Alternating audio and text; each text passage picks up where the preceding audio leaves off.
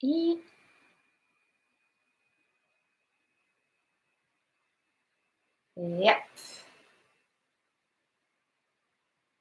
Hello.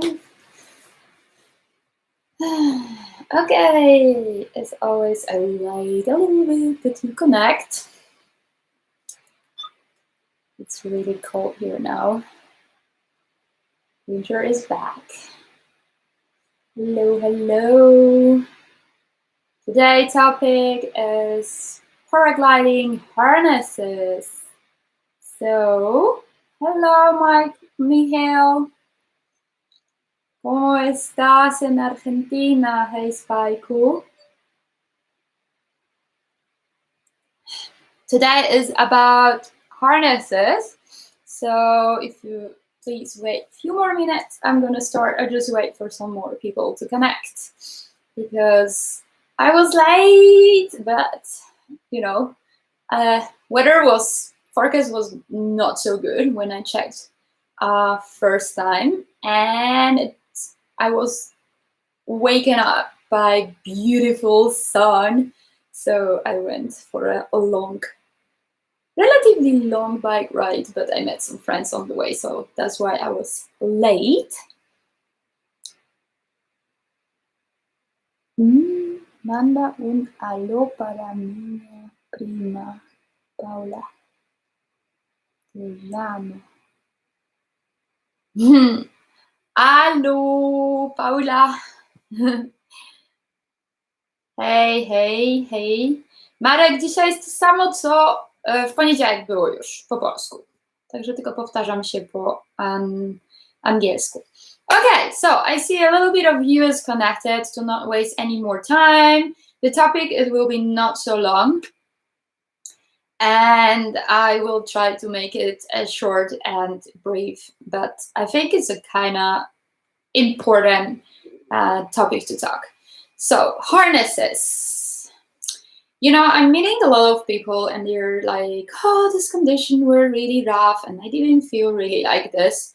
And, you know, some people are getting scared in the air. Some people are not feeling comfortable. They blame the wing, they blame condition, when in fact, oftentimes, it's the harness they fly. Because I know quite a few people who decided to choose certain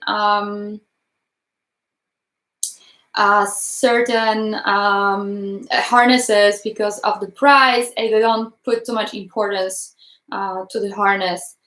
Sorry, I'm getting distracted. Sí, saludos a todos mis amigos en Chile, Argentina, y hola, hola. I will not read your messages for now, sorry, because I'm getting then a little bit confused. I will run through my topic and then I will come back and scroll and answer your questions. So feel free to pose any questions right now. Don't worry, I'm going to go back to them and answer them after my introduction. All right? So thank you for understanding. It's just to make it more, structured. So coming back to the harnesses. I see so many people choosing harness because of the price and not really putting much attention to how important it is, when in fact I would really dare an opinion that a harness is almost more important than the wing you fly. Because if you have a really comfortable, good quality harness, which is stable stable if you like a little bit more stable harnesses, then when you can change wings on top of your head and it doesn't affect so much your feeling of the wing, like if you would take, for example, super wakey, too big, wrong adapted, wrong set harness, because then it's just horrible. Okay, so that's why I would like to point out several things. First of all, when you're choosing a harness, you for sure have to decide between several options. which is seated harness or pod harness, so with the, with the cocoon in front, and between a deck harness, which is having a sitting plate, or hammock harness. This for like this two options, so altogether like many options is gonna give you so radically different feeling in the air. Plus, of course, another option is how high your hanging point is in the harness. So higher the carabiner are in your harness, more stable it is. Lower the carabiners, more shaky. Higher the carabiners, more stable harness. So when you're deciding about your harness, first of all, it has to be your size, which can be kind of challenging if you're really short or if you're really big, because short people, just like if you choose like a lot of time, you have the harness hitting like under your knees and it's really uncomfortable. Plus it might be too wide for you. Plus the back is really high.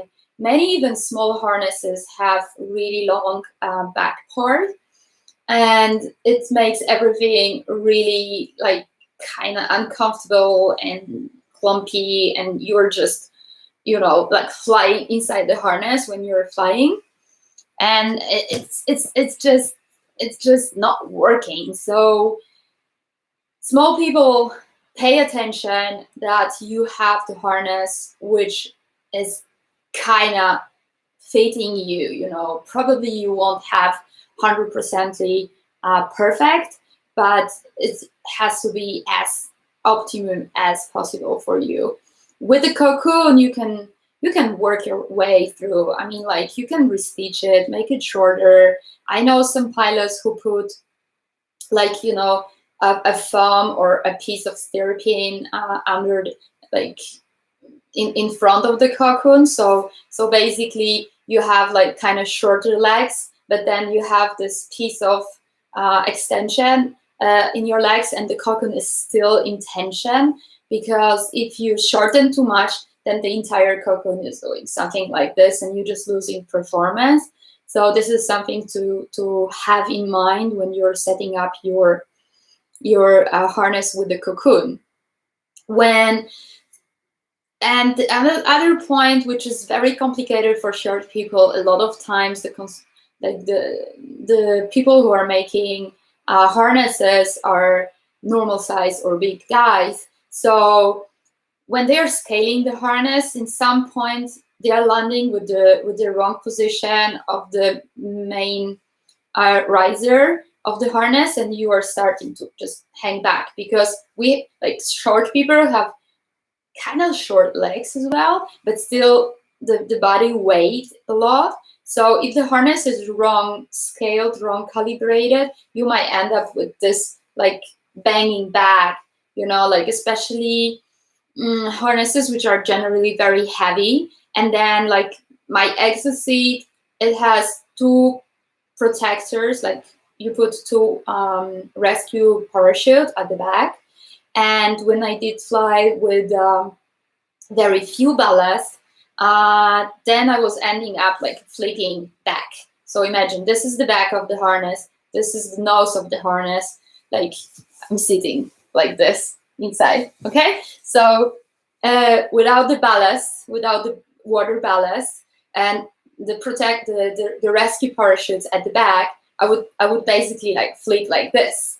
So I needed to find solution. Like Seiko, she was putting her backpack for the gear, which is like 2 kilo, in place of the ballast, and you tighten, you adapt, you just put a lot of stuff from the back in the cockpit. So looking for the perfect position. About perfect position in the air, especially with the pod harnesses, I will come back later. Okay, so when you're a big person, like there are some guys who are like 190 something flying, and then you have quite long legs, then you're ending up like having a weird shape in the harness and or hanging with your legs down. So those guys have to take a look on them in the simulator and see themselves flying, really, because this is not the optimum position in flight as well, you know, when your legs are heavy and pointing down. So these are like problems of big and small people. The other problem is if you're kind of a little bit bigger person, like you have a belly and like you have a short, let's say, extreme short legs, big belly, like kind of bigger German beer person, you know. And you know, I was last fall at my school where I do my instructor practice, and oh my god, I was so sorry for that guy. He was like a proper, you know, big guy, and there was no harness suiting him, and he tried like 4 of them rotating, trying to figure out the optimum, because you can't really sit in. It's like there is, you know, it's just test. You have to test and find. With some body shapes there will be no perfect, because you know, we like, I believe if paragliding manufacturers would have to do a harness and certified harness for every body type, then that's impossible. You know, it's much easier in hang gliding when you have everything made on your measure, and then it's perfect. It's made for you. It's like, you know, tailor made. So my advice is, when you're picking up new harness, make sure that is suiting you as much as possible. And the ideal would be to go and fly with the harness, with the wing, you know. Like, don't test the harness with the wing you don't know, because you will not understand the difference, you know. Like, every time you want to test something new, if you want to test the wing, test it with a harness which you know. If you want to test the harness, test it with a wing which you know, and you know the reaction. And like this, you will understand how it feels to fly with this harness, and if it's feels nice, if it's a good balance between instability and stability for you. Okay, and for me, changing the harness is so big pain, because before I find the optimum setup, optimum adjustment, so my back are comfortable, so my legs are comfortable, so I'm not too tight, that it's not too long, that I'm not hanging down, that I'm not too much up. It takes a long time, and be prepared for spending this time on setting up. So about the setup of the pod harness, c'est pas possible quoi. Another thing about the harness is that like, we used to believe that the perfect position, if this is a nose, this is the back of the harness, the optimum position was like this in the air. And actually, advanced guys went into the aerodynamic tunnel and tested this theory, and they find that actually perfect position is perfectly flat, because then the air is going around the harness like this, and is creating less drag. When you have harness like this, you have a lot of turbulence on the top of the harness, and it's creating more drag through the turbulence. But pay in mind, when you're setting up the harness in the simulator, you should put everything into the back and front and whatever, like you fly normally, because I see a lot of people setting up the harness without the stuff in the back. So they set up perfect, and they put stuff in the back, and they go boom.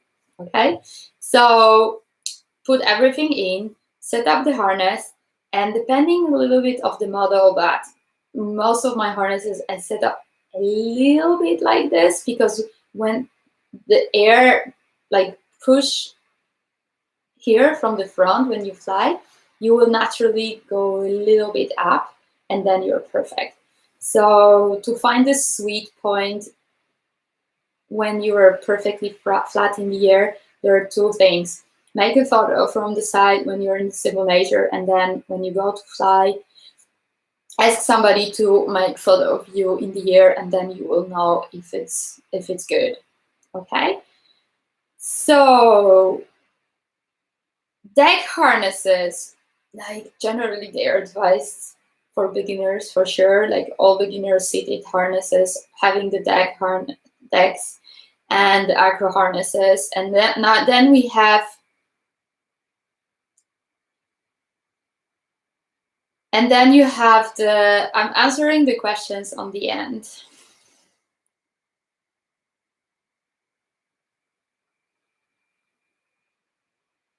Oui, mais je peux pas parler tout le long. Je suis désolée.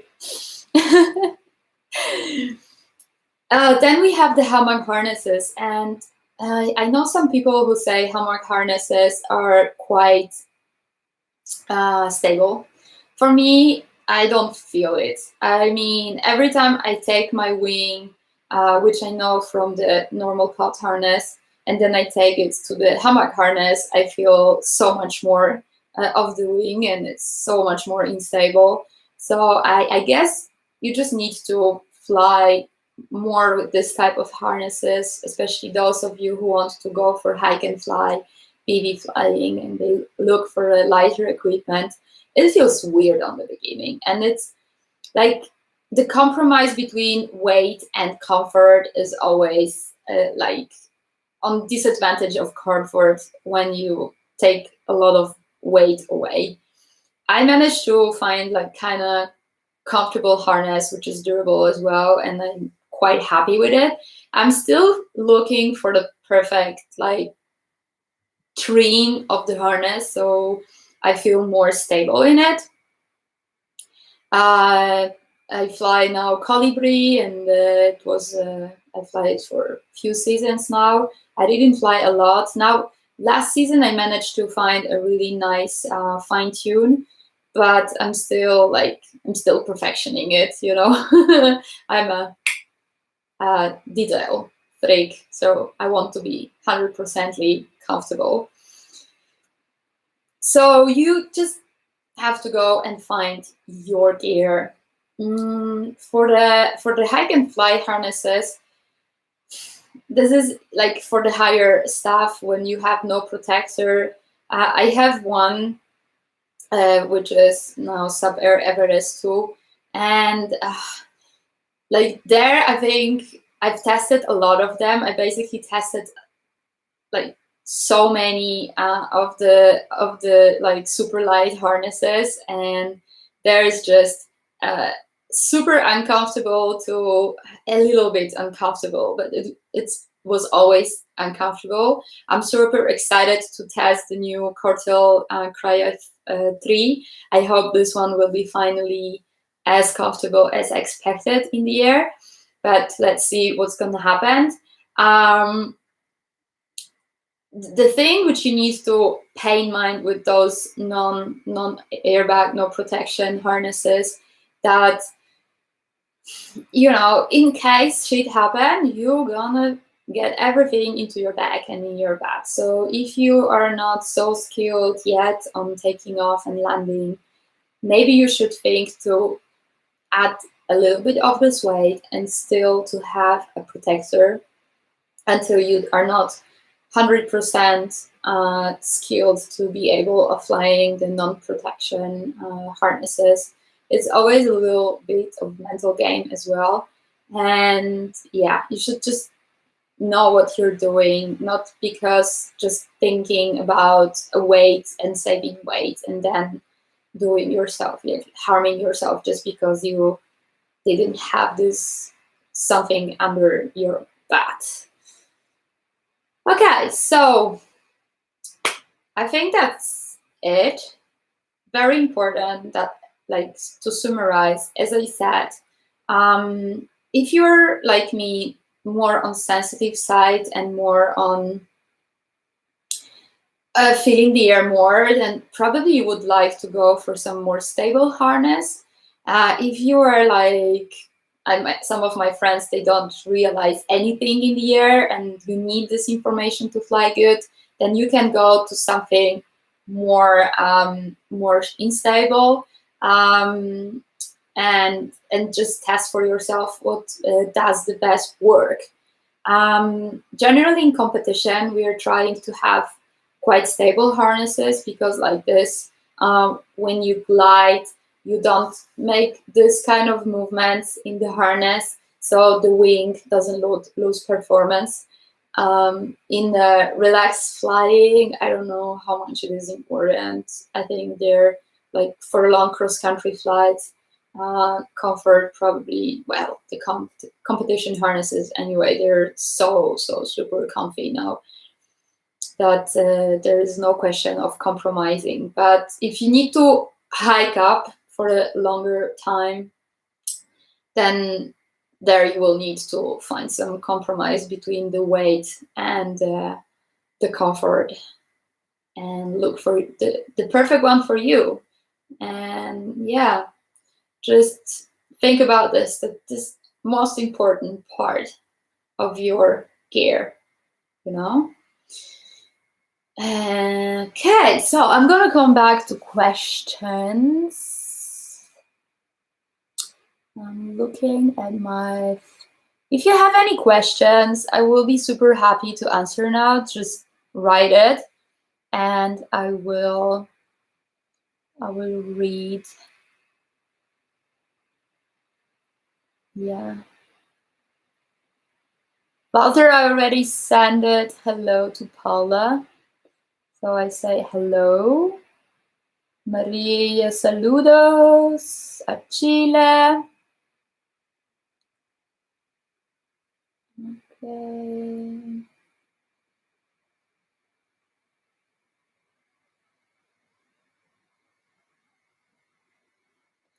Michel, oui, mais je peux pas faire tout le long quand je fais le live.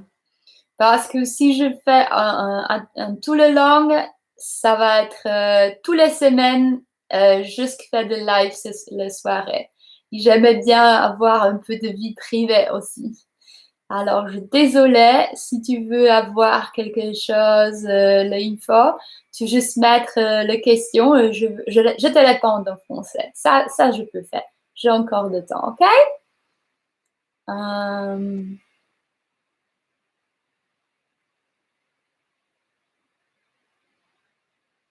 Okay. Oh, there is a question.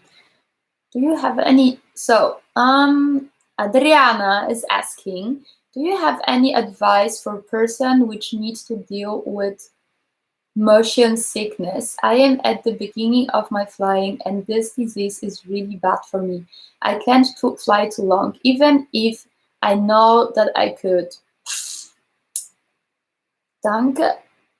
Because I feel that I can, to drop or just feel weird. When I feel it during flying, it is taking me the entire pressure.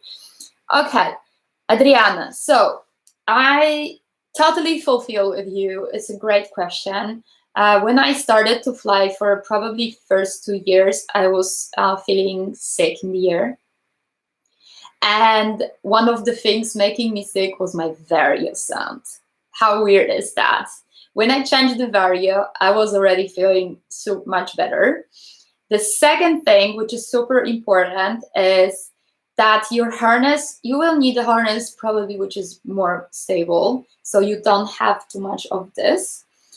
And the third thing is that I find out by my experience, when you relax your tummy, because when you're beginning to fly, usually we are like nervous and excited and everything is overwhelming, then we tend to like sit like this, you know, like put tension on our belly. And then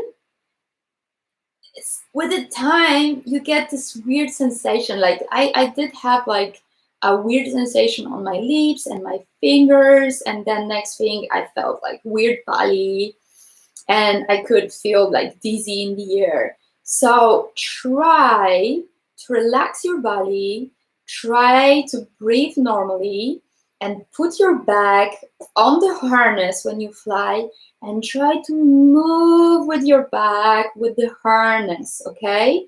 Don't try to fight the movement, because then you as well producing your own turbulences, because you like control working with your glider. Try just like, relax into the harness and move with it, and see if it's gonna feel better. If it doesn't feel better, I'm not a doctor, so I don't take any responsibility for this advice, but that what was working for me. I was taking on beginning coculine, which is like herbal anti seasickness medicine for small kids, which doesn't make you sleepy, and it helps a little bit. It's not super strong, but it helps a little bit with nausea on the beginning of the season. And then, your sense of gravity, I don't know what's the name of English name for this, in your head, which is deciding of whether you are like straight or not, is gonna use to this movement, hopefully, and then you will get better. So try it out and let me know if it worked, okay? Thank you for a great question. You flying with cocoon? Yeah, it's the same. Depends on the cocoon. Like in the Woody Valley as well, it's rated 6. There is one stripe. I was talking about this yesterday, and I already hidden my Woody Valley.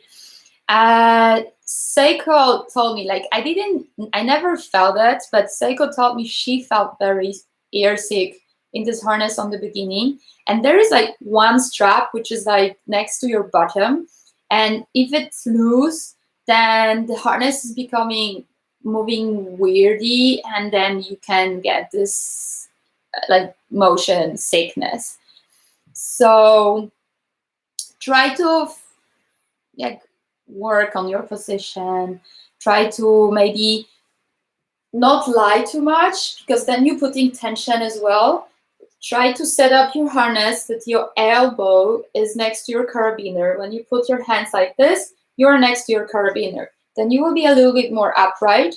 Then everything is not moving like this. You're a little bit more upright. Your legs will be still comfortable like this, and relax into the harness when you're flying, okay? So I hope it's gonna help, and let me know, okay? Thanks for a great question.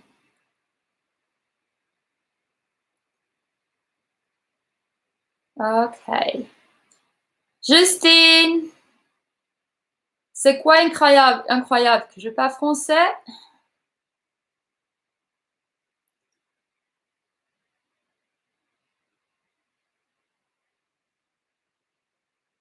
You're very welcome, Adriana. Okay.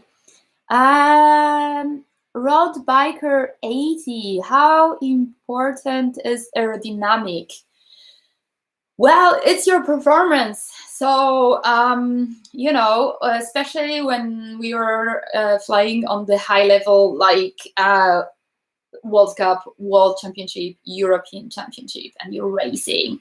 And really small changes can make big differences on this final glide or glides to the next terminal, or question, you will fly over that ridge, or you're gonna fly into the lee side of the ridge and have a sketchy moment.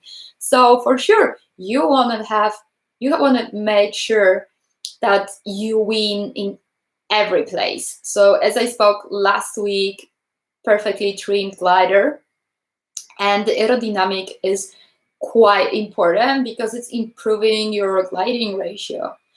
So it is important if you fly like this or you fly like this. I don't advise to fly like this. Some pilots does, but I mean, how fast you can put your hands from here? I don't think so. I prefer the option. I'm just hiding in the harness when I go for the glide, and I'm hiding my hands behind the risers, and I fly like this. So this is kind of like safe aerodynamic position, and I'm quite small. So when I fly in my exosuit, basically all you see of me is almost my head only. So this is like a win, and I see it really on glides, like my good setup of my harness, and the fact that I'm not sticking much out of my harness is and yeah, it's making big change. Considering that I fly an S-wing and I'm quite light, uh, most of the time I don't see so much difference to my big colleagues. So thank you, Road Bike 90, for this super nice question. By the way, if you are more interested into aerodynamic, in Cross Country magazine there were a few articles, like the Skywalk put their harnesses into air tunnel, and they published some very nice analyze on that. I think it was in Cross Country magazine. So if you watch in the back issues, then you might find it. That's why the Ranger, I think it's Ranger XL.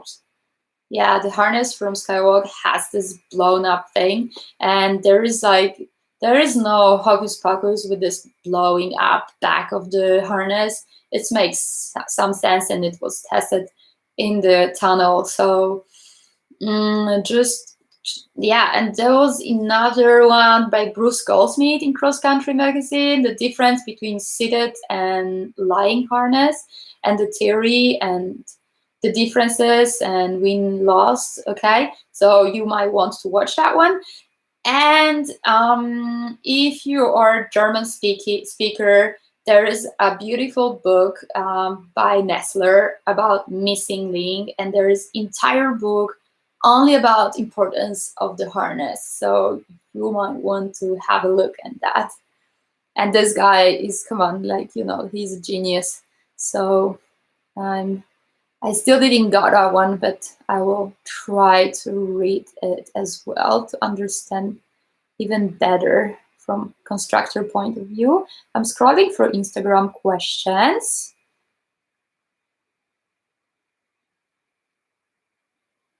I don't know. VT Brasa, Woody Valley GTO all the way. I don't know what you want to say with that. So if you want ask me any questions, you need to put a question, because with the statement, I don't know what you would like to know. All right, I'm scrolling through.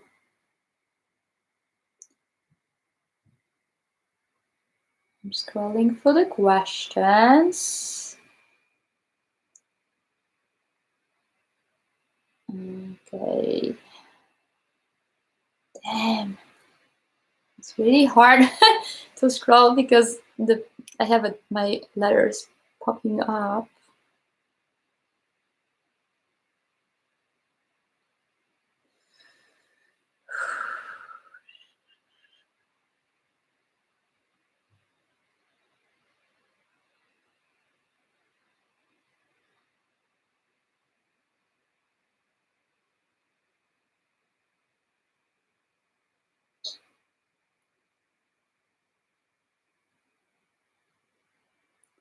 Okay, bon. I check another here. Okay, no questions. So if you have any more questions, it's now or later below the YouTube video, or on the brief, and I'm happy to have your questions, because like this I know what would you like to have a next live about. Oh shoot, I just lost Instagram. Anyway, I lost Instagram because the phone went flat. I didn't charge it after biking. So Any questions more? Hi, Tina. Nice to see you. Okay. So if you have no more questions, I'm super happy to have you today. Sorry for this big delay. As I said, the weather was beautiful, so I was taking advantage of it.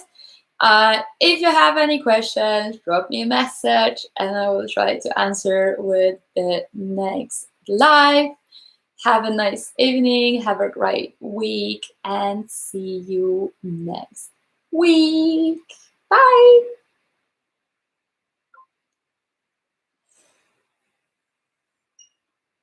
Ding.